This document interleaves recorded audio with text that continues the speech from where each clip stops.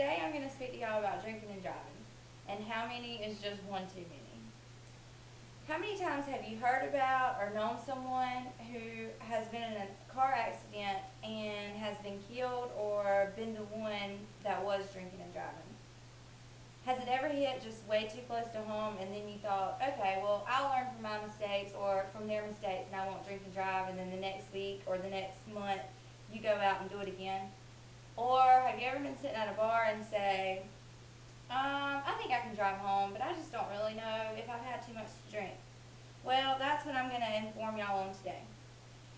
We're going to realize how many drinks it takes to get drunk.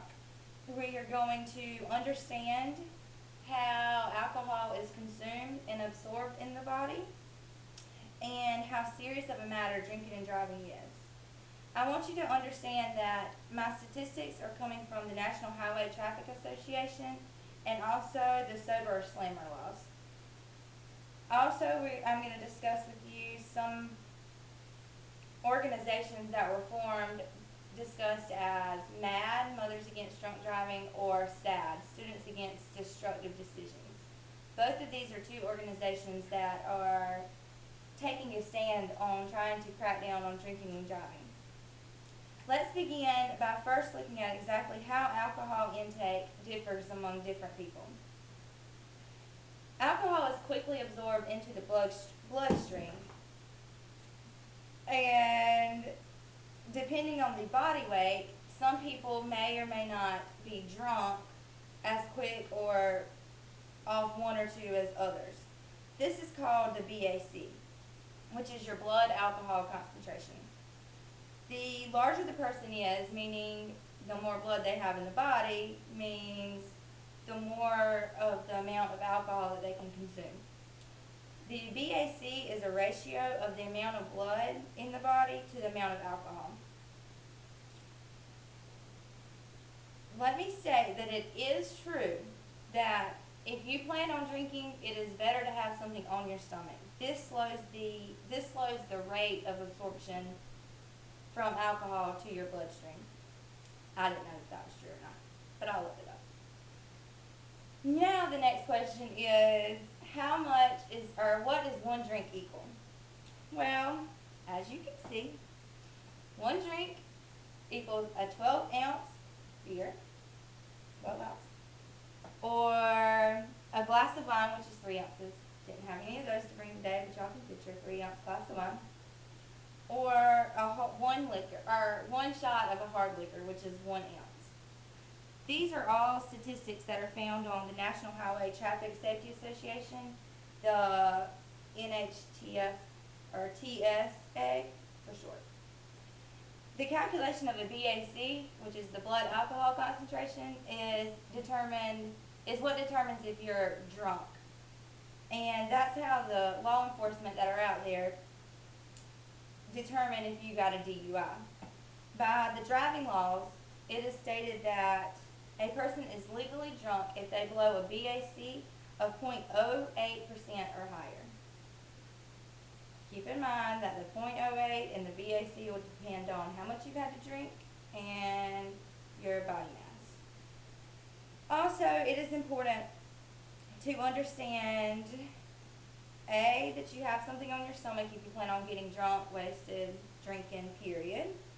The effects of how everything can work with the alcohol in your body, and how it affects your weight and your blood depending on your size. Now let's move towards the accidents that are caused by alcohol. I don't know about y'all, but it just makes me cringe when I think about a person that's being killed by alcohol or DUI. Let's first begin by looking at statistics. On a broad level, it states that there's 50% of all automobile accidents caused by drinking and driving. So if you think about it, that's half of us in the room. It is also stated that there's 17,000 people that are killed in any accident that's related to alcohol, whether they are the person that was hit or the driver. These are all found on alcoholalert.com. doesn't give you chills and make you want to second guess, then let me narrow this down for you. Males to females that are involved in alcohol-related crashes are 13%, or 31% to 13%, meaning it's 31% male, 13% female. Also, there are 45 people that are killed every day in alcohol-related crashes, meaning there are 300 people killed in each week. Seeing and hearing this just makes my skin crawl. As I grow up and mature, things are really starting to hit close to home. And I'm not going to sit here and try to preach saying, oh, I've never drank and drove. But here recently, I did have a big eye-opener. And I'm very cautious about my surroundings and how I get home, and also I'm cautious about my friends. I don't want y'all to sit here and think, okay, well, I'll just call a taxi, but I just want y'all to understand the actual deaths that are related to alcohol. Let's take a look at the death clock that is found on alcoholalert.com, and it can show you minute by minute how many people are killed in drunk driving deaths in this year so far. Okay? It's kind of scary. Because of the high numbers and ratios that are related to drinking and driving, law enforcement are not the only people that are wanting to crack down on the sober slammer. They also have the organizations formed called MAD and SAD. MAD, again, stands for Mothers Against Drinking and Driving, or Drunk Driving, and SAD is Students Against Destructive Decisions. The law enforcement sober slammer began in 2005 during the Labor Day holiday. It was set up for whatever the specific dates were, and then statewide they all got together and campaigned for this, getting the word out that if you aren't sober, you will be sent to jail. They also not only did they campaign, but they informed people of the consequences of getting a DUI arrest. DUI can possibly terminate your professional job if you're in college or whatever. The MAD, Mothers Against Drunk Driving, was started 30 years ago by a woman named Candy Lightner.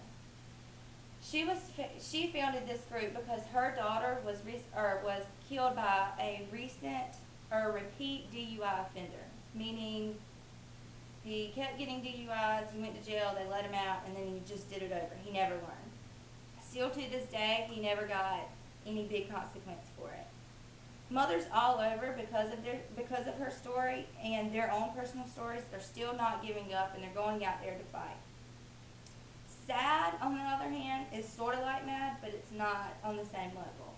SAD is actually for students, which is what we are, teens.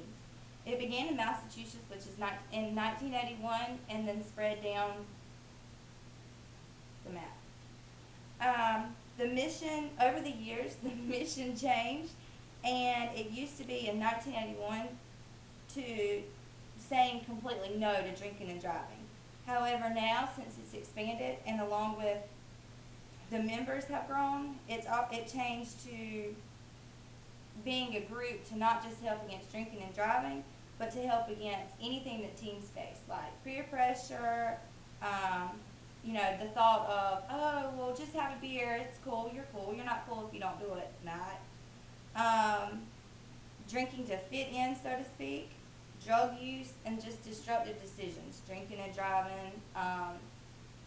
Some kids, I don't know about y'all's high school, but some kids was like, oh, it'll be cool to light something on fire. No, I was a member of SAD myself. Now that we've seen how alcohol is absorbed in our bodies and the effects of it, nationally and statewide statistics of the accidents that are related to drinking and driving, I hope that y'all understand the seriousness and how sober or slammer is not just for the cops to be mean or to sit here and say, well, they just want to make their money. No, they're actually protecting us. Every day I think about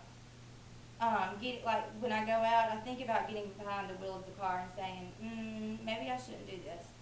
Most people who do that, though, and they do get in an accident and they do make it out alive, they sit here and say, well, it was just because that other person wasn't paying attention to the surroundings. That wasn't it. Could you imagine sitting here and being involved in an accident after you leave the bar or club and have killed somebody, a child even perhaps? That's something that you'll never be able to erase from your memory.